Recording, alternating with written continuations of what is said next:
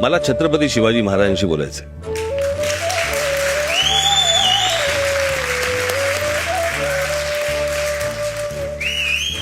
आणि माझी इच्छा आहे की त्यांनी पुन्हा महाराष्ट्रात अवतरावं, देशात अवतरावं, खास करून महाराष्ट्रात अवतरावं आणि महाराष्ट्रातल्या प्रत्येक मराठी माणसाला सांगावं की तुम्ही कशासाठी झगडलात, तुमच्या आयुष्यातली इतकी वर्ष तुम्ही कशासाठी घालवलीत, काय समजवण्यात घालवलीत, काय करण्यात घालवलीत.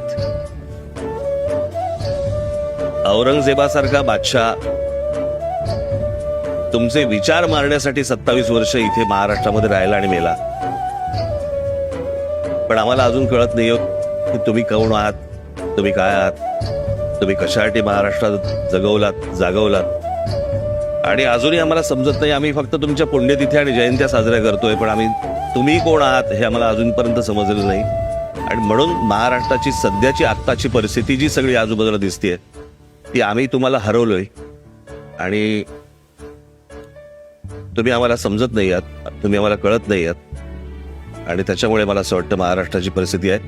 माझी विनंती आहे पुन्हा एकदा या.